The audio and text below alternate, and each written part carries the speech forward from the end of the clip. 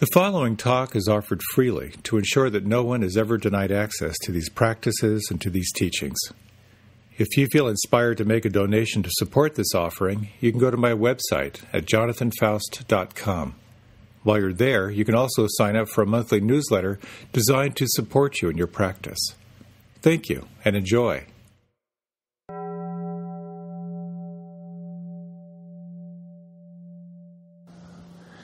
Seems like the last couple weeks, inevitably we've touched on death, and you may recall the Japanese death poems, the final words before passing.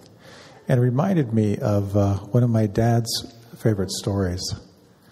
And it's the story of a beloved rabbi who's on his deathbed, and he's surrounded by all of his students, and all of the senior students are in the bedroom around him waiting for his last words, and all the other students are kind of down the stairs and into the foyer and out into the street. And as the rabbi stirs and looks like it's the end, and he says, "Life is a fountain." And all the senior students are like, "Oh, life is a fountain." And the word gets passed, outside and down the steps, and down in the foyer, and life is a fountain, life is a fountain, and out into the streets. And there's a little young barefoot boy, and someone says, "Life is a fountain." And he said, "Oh, what does that mean?" And the person told him, said, "I don't know." And it goes up the chain, back inside, into the foyer, back up the steps, and back into the bedroom. And the senior students leans and says to the rabbi, "Rabbi, you said life is a fountain, but what does that mean?" And there's a long pause, and the rabbi says, "Maybe it's not a fountain."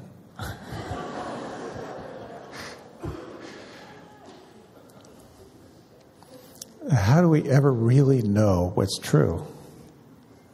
Especially when you're trying to figure out what's real. And particularly when you're trying to identify who and what you are. When you try to look at the nature of the self, it gets really, really confusing and kind of foggy.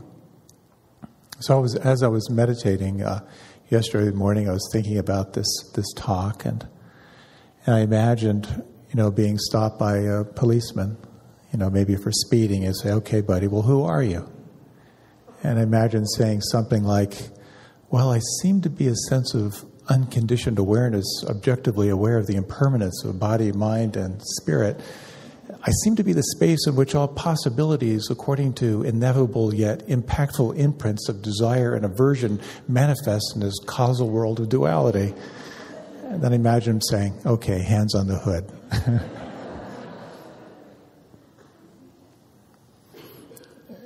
But we've all had experiences of waking up out of our conditioning to a sense of the unconditioned awareness. And really, that's when we speak of mindfulness or non-judging awareness, it's that taste of just seeing things as they are without adding anything to it. So I'd like to explore a couple of questions with the little time I have. And the first is, well, what does that mean when you sort of experience unconditioned awareness? What does it mean in your life? And how did you get conditioned in the first place? And then how do you uncondition yourself from your conditioning? And what is life like from that perspective of unconditioned awareness? So many, many years ago, I took off for a solo trip to Europe. It was either hubris or delusion, but I took off for the entire summer with $300 in my pocket, and there were a couple possible contacts. Someone said, my brother-in-law lives in Toulon, so if you're there, say hi. And I had an amazing, amazing time. I didn't speak English, the entire time, and met amazing people, had amazing adventures, and there's something about when you're immersed in another language, it really kind of changes your persona. And so it was like I had a new identity. No one knew anything about my past, and I felt completely free and really happy, and highs and lows and all that stuff when you're kind of vagabonding around. And when it was over and I came back to my life, I was stunned at how much of my life was filled with things I really didn't enjoy. There's something about dropping my old identity for that period of time that helped me to recognize, what really didn't fit anymore for me. And when I go on a meditation retreat, it's kind of the same thing. I'm immersed in being fully present in the here and now. And then when I revisit my life, I see all the things I was putting up with. Commitments I had that weren't really satisfying to me. Clutter stuff I have that just seemed to be kind of cluttering my psyche as well.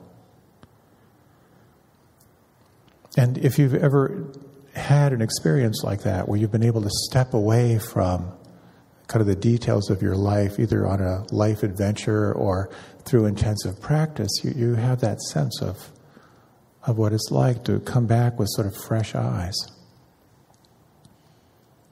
Last week I spoke about awakening. What does it mean to be awake? And how many of us have a sense that it is sort of this dramatic, kind of non-ordinary, unworldly thing.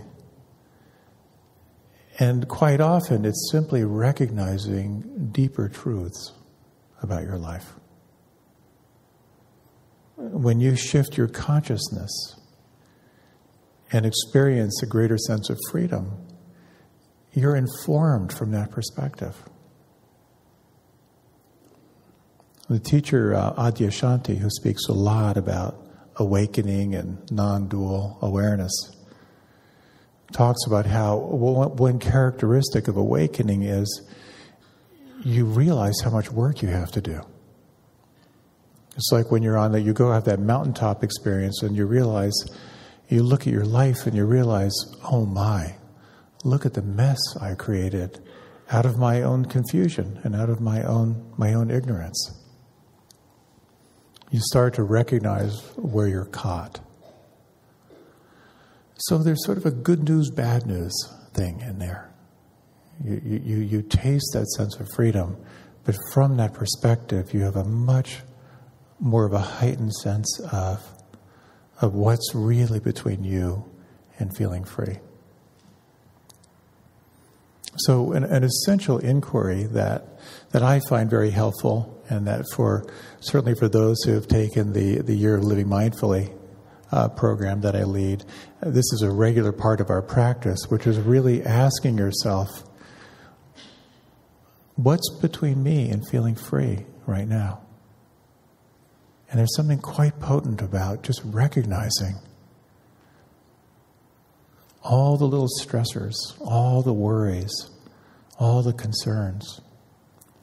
So I thought we might take a few minutes just to explore that inquiry, if you like. This is a practice that's known as clearing the space. And I'll guide you through it. A little more, we'll do a few rounds, a little more instruction in the beginning, a little less instruction toward the end. So if you would like to close your eyes right now. And when you reflect on everything that's going on in your life, your relationships, your work, your health,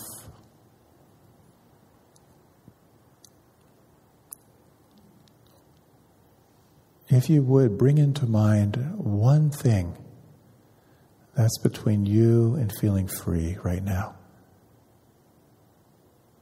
You might imagine you could name it aloud. And then if you would, just take a moment to let it know you see it. Oh, I get it. There you are. And then imagine that you could just place the concern for that to the side. Not like the issue goes away, but you're just taking the concern and sort of sliding it to the periphery. And then again, what's between you and feeling free right now?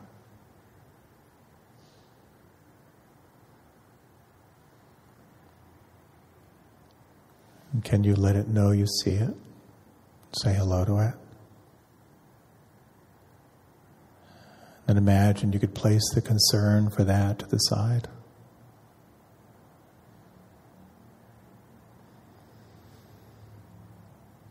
And then again, what's between you and feeling free?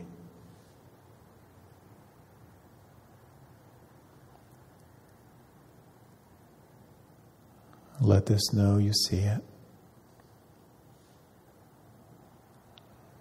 Place the concern for that gently to the side.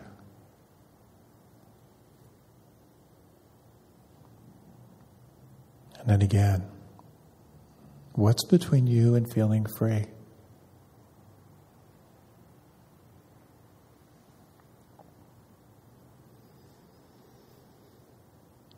And say hello to this. And gently place the concern to the side. And then again, what's between you and feeling free?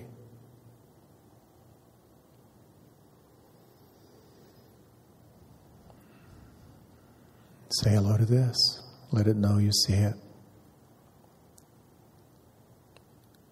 And then slide the concern for that to the side.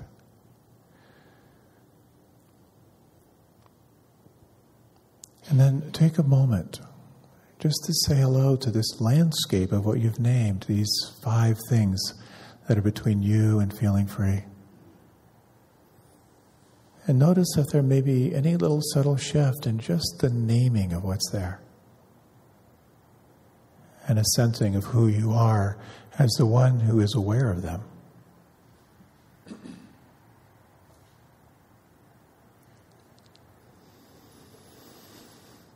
And then when you're ready, you can deepen the breath. And if you like, you can open your eyes.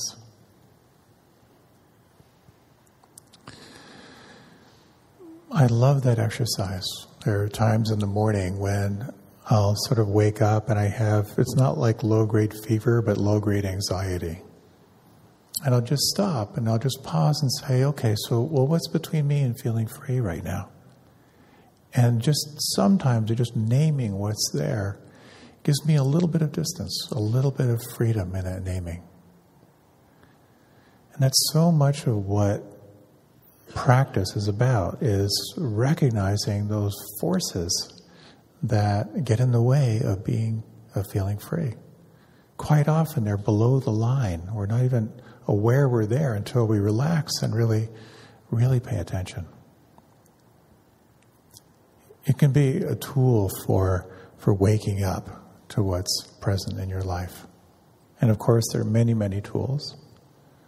Remembering your death, of course, is one of the most effective ones.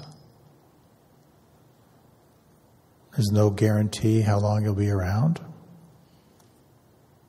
And when you reflect on the impermanence of your body, it can oftentimes heighten a sense of what's undone in your life, or what's unsaid, or what's not yet forgiven.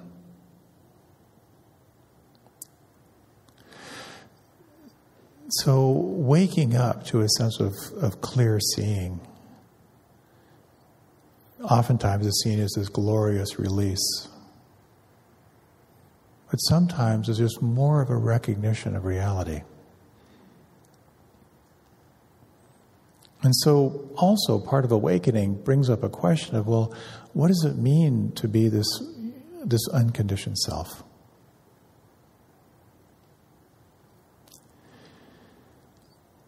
And it's interesting when you reflect on your own conditioning. Many, many years ago, I was invited to support a friend of mine in giving a home birth. And I didn't know anything about that other than growing up on a farm. Didn't know much about human birth. And so we watched some videos on home birth, and how to support someone. And it was really quite interesting.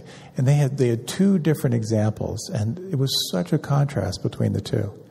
One was this California couple, like with a hot tub, and they had incense and candles and like music, soft music in the background, and it was just like the classic quintessential like California birthing experience. And then there was another group from the Midwest. Actually, I think it was from Michigan. And it was completely the opposite. While this woman was in labor at home, it was like this family party. There were people like having cocktails, in the room where she was, and like people were yelling at each other and arguing. And there's someone like yelling at a little kid like, "Tommy, don't bring your bow and arrow into the bedroom. Show some respect." And I was appalled. I was just appalled watching this chaos, around this birthing process. And then I realized this is the life of this little kid being born into this family. This is the conditioning, like the preconditioning before entering into this wild family. And who knows, this is what it is. So our conditioning runs so deep. And there's a really cool book called The Secret Life of the Unborn Child, which I read at that time, speaking about how much when a baby is carried, how aware they are. And there's this one story that just blew my mind. It was this guy who played the cello. And he was always surprised. He couldn't figure out why some pieces were so hard, but there were a few pieces that came so easily to him. And he asked his mother, who was also a cello player, if she had any idea why these particular pieces were effortless for him to play. And she said, "Those are the ones I was practicing when I was carrying you." This conditioning runs so deep. And if you want to take it out further than that, if you consider the possibility of reincarnation, of who were you before you took this form, and whether you believe in incarnation or not, I don't think it really matters, but there is this sense that you come in with impressions. If you have kids, they're all different.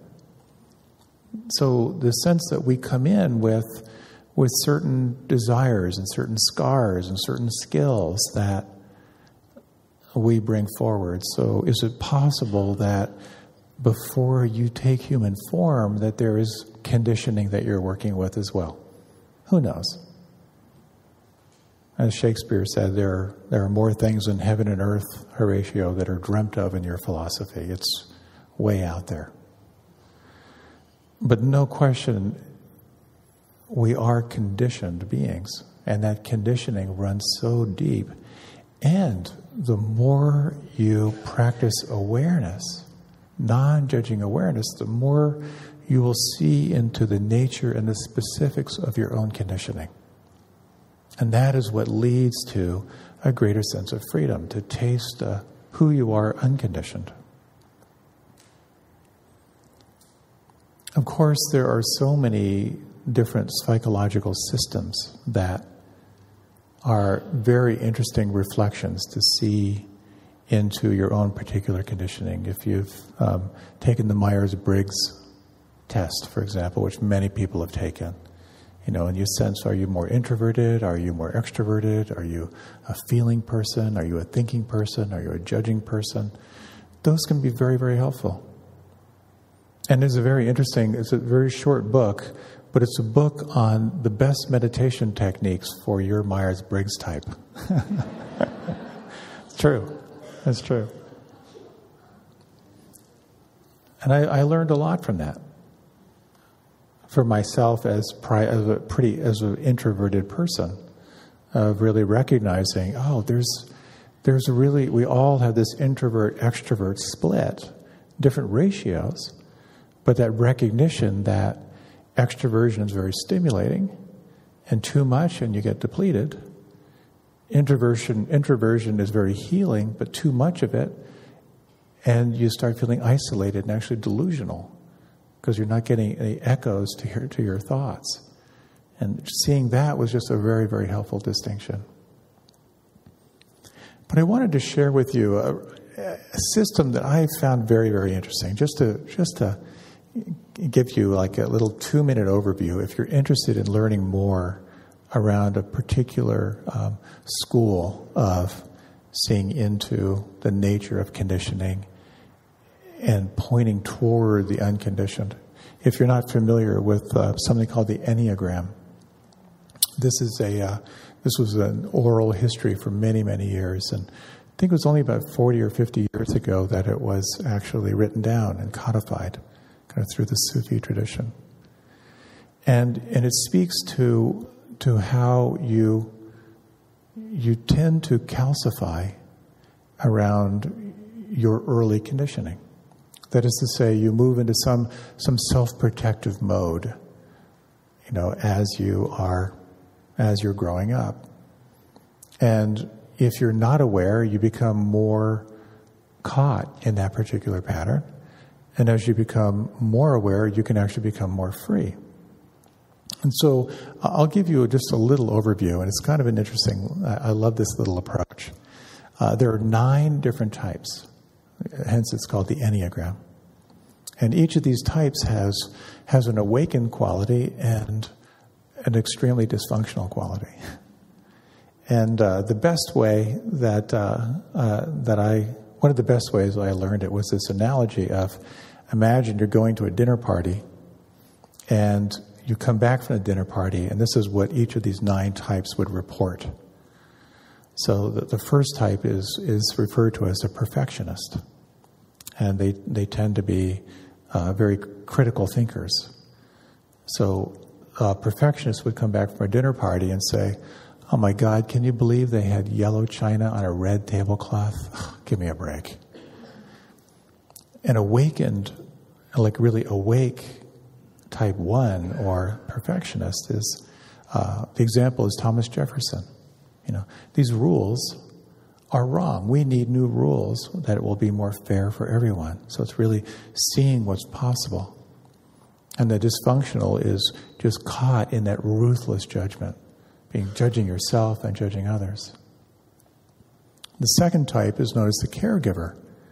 And this person would come back from the party and say, I had such a good time. There was a woman who was really, really upset. And I took her in the corner and listened to her, and I think she felt better at the end. So this type finds meaning through care of others. And kind of the enlightened quality is sort of a saint. You live to give. But the dysfunctional type is someone who gives, but with a clipboard. They're taking notes, After all I've done, you do this to me. That kind of thinking. The third is the performer. And this third type would go to the party and say, that was a really good party because I met someone who I think can introduce me to the vice president of this corporation where I can make my pitch. Really, really excited. So the type 3 is someone who can really make things happen. The shadow side is they're very hyper-aware of status. So there can be a superficiality in there. The type 4 is called the tragic romantic. So the type 4 would come say, what a beautiful time. I met another woman and we were talking and I found out she wasn't allowed to have chocolate chip cookies either when she was a child. And we just laughed and we cried and we held each other. The type 4 is artistic. They're expressive. And the downside is they can be so expressive in their misery. The type 5 is called the observer. And they wouldn't be at the party. Or if they were, they would be in the library reading. So the type 5 has more of they have a real capacity for overview of seeing systems. And they tend to be very systems oriented, very technically oriented. So there's a capacity to see how things work from an overview, but the shadow side is they can be very delusional if they're not seeing clearly. Be very convinced they're right, but also be a little delusional. The next type is called the skeptic or the loyalist. And this person would say, oh, that was interesting. This guy tried to give me a stock tip. I blew him off. This type can actually be very, very loyal, but at the same time, very, very skeptical. They kind of keep things at a distance. The type 7 is the adventurer. And this type, after the party, would say, that was a pretty good party, but I'm really glad I had 2 others lined up in case that one didn't work out.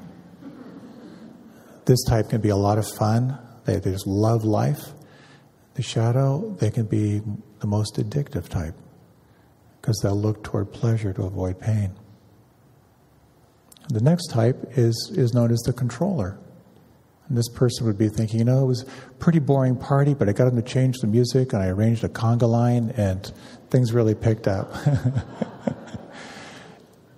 And this type has the capacity to organize and to really, really make things happen. Their shadow, they can be petty dictators. The 9th type is called the mediator. And this type would come back and say, wow, I hope everyone had a really good time, without having any idea what they were aware of or the time they had. Mediators are wonderful at helping people express their points of view, but oftentimes it's at the expense of what they're feeling. So that's just a little overview of this system, and there's one level that is about a little bit like horoscope, but it has such depth. There's some very deep scholarly thinking, because each of these types has at its core a very profound wound. And when that wound is healed, there can be a tremendous sense of freedom.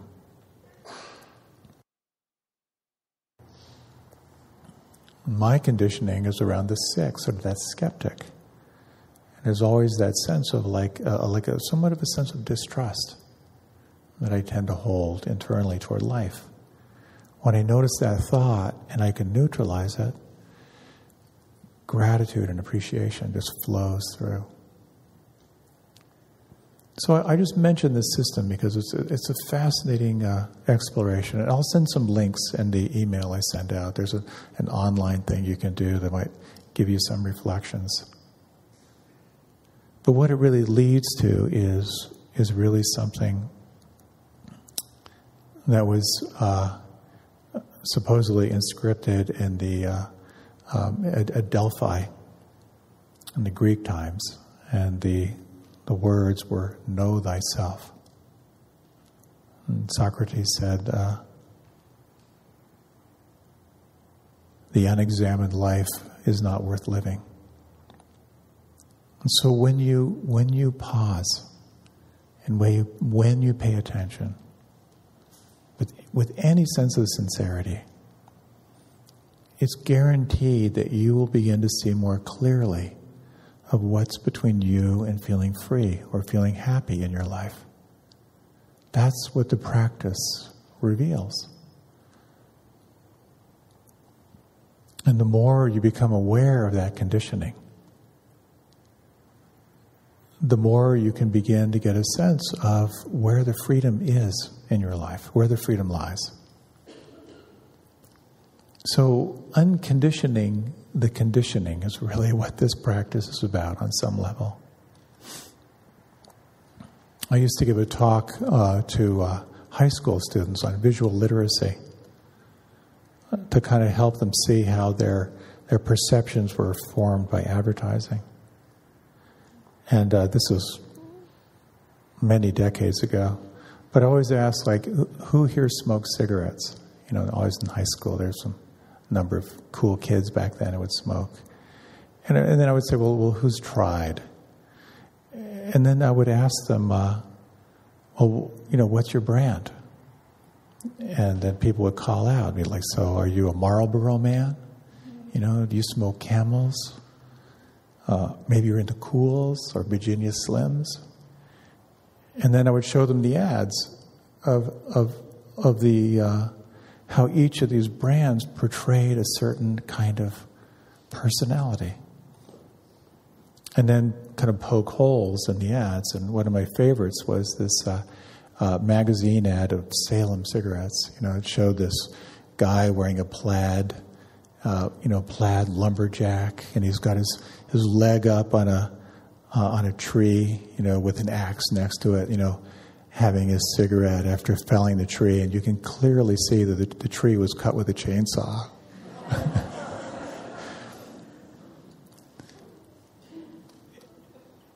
And it becomes a very interesting question. Why do you do what you do?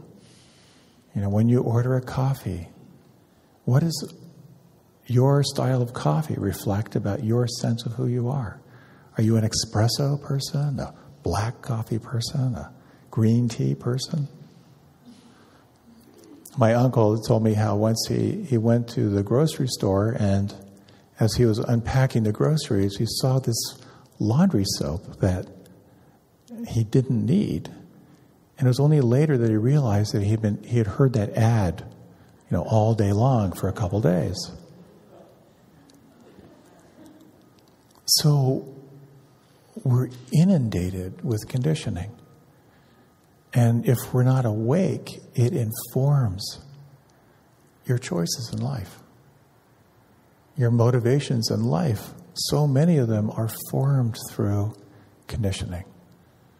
Through avoiding pain, seeking pleasure, the stories you tell yourself, the beliefs that you have. The bad news is that conditioning runs very, very deep. And the good news is that you can get free. That's really the essential message of these practices, that conditioning results in stress, results in suffering, and it is absolutely possible to get free. I love this reading. It's autobiography in 5 short chapters. Chapter 1. I walk down the street. There is a deep hole in the sidewalk. I fall in. I am lost. I am helpless. It isn't my fault. It takes forever to find a way out. Chapter 2. I walk down the same street. There is a hole in the sidewalk. I pretend I don't see it. I fall in again. I can't believe I'm in the same place. But it isn't my fault. It still takes a long time to get out. Chapter 3. I walk down the same street. There's a deep hole in the sidewalk. I see it is there. I still fall in. It's a habit. My eyes are open. I know where I am. It is my fault. I get out immediately. Chapter 4. I walk down the same street. There is a deep hole in the sidewalk. I walk around it. Chapter 5. I walk down another street.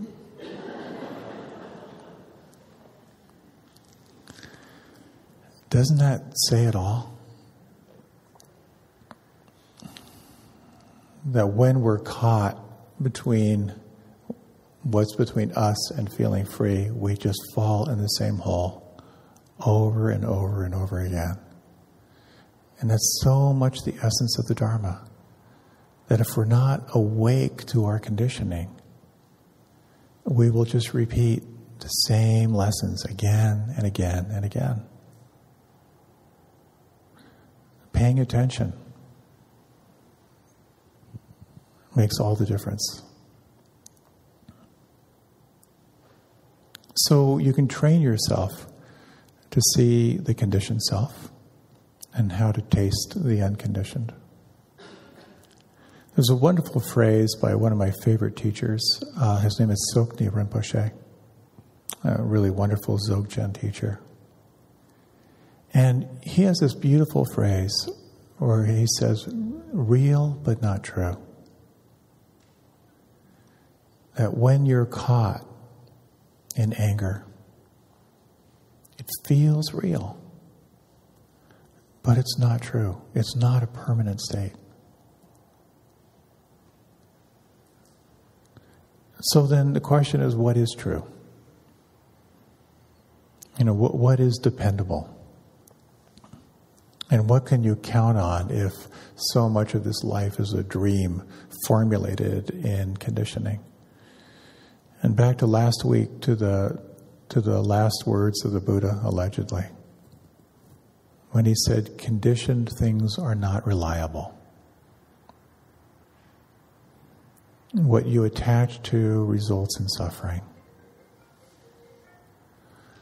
So remembering that can be so helpful.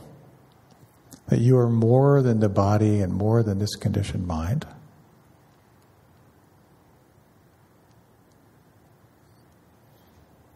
And the question becomes, well, what is the way through? What is the path?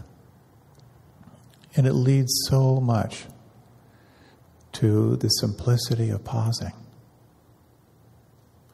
When you pause, all of that energy of conditioning,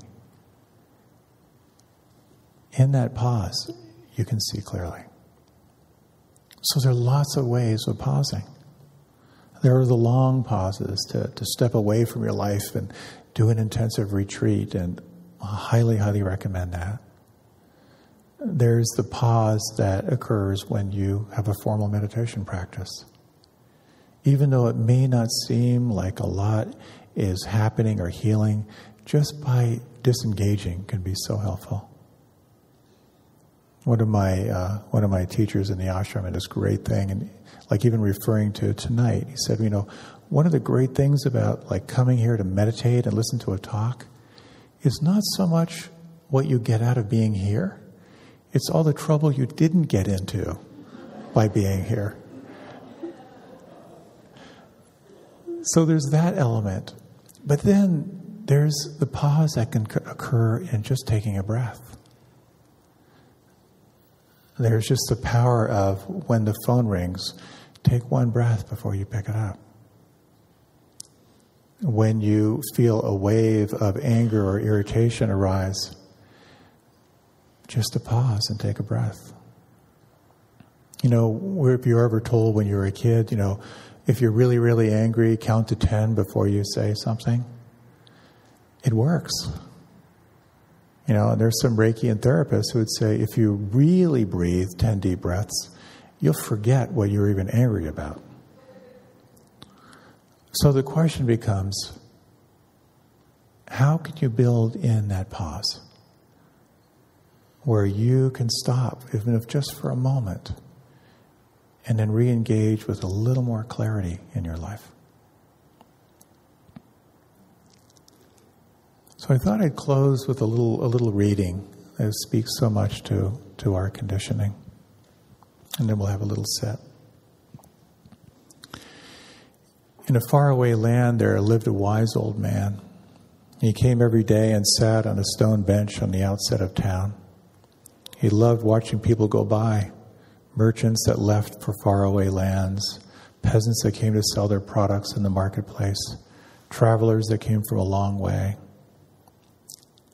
He was also looking after his grandchildren who were playing at the feet of the walls. On that particular day, he saw a traveler approaching, and this traveler stopped, had a chat with him, and asked him, "Tell me, old man, you've lived in this town all your life. What are the people here like?" "Well, where are you from?" asked the old man. "From the town over there, beyond the mountains."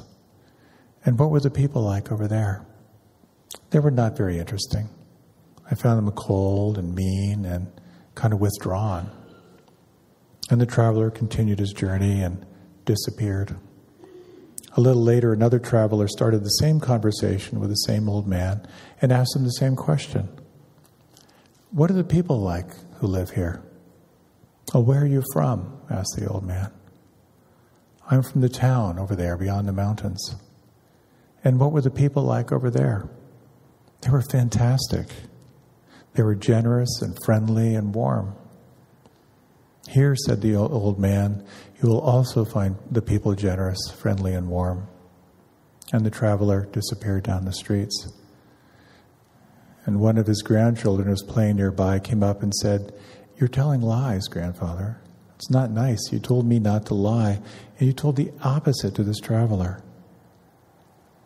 And he said, "All I did was reflect their own way of living and looking at things. If you want, you can go look after them and ask them their first impressions about the people of this town. But it's not necessary. I already know what each of them is going to say." Through our conditioning, we view our life. If you look through a lens of kindness and compassion, that's what you'll find. If you look through the lens of fear and aggression, that's what you'll find.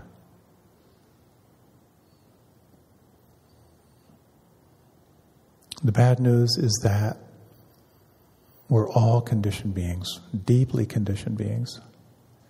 And truly the good news is that it is possible to find a sense of freedom that can dramatically shift your experience of life and open new possibilities in your life.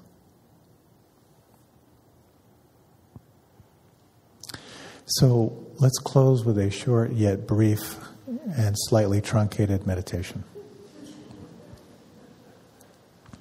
If you like, you can close your eyes. Taking a nice, long, deep breath. Hold the breath for a moment. And release the breath. In these final moments, just a sense for yourself. This quality of non-judging mind. Of who you are. Free and awake.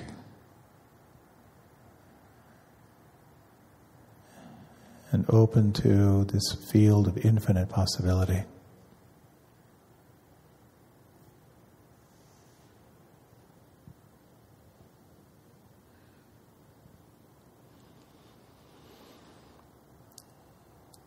And as you're ready, you can deepen your breath. And when you're ready, you can open your eyes. Thank you so much for your attention. Couple quick announcements. Fred will be available if you have questions about any of those trainings. There's the mindful discussion group happening, which is a really cool thing to check out. Tea and cookies. You can see your own relationship to conditioning as you walk by that table. And next week, I'm going to be talking about conscious eating and relating to food, which is a really interesting, juicy topic. So I'll see you then. Thank you.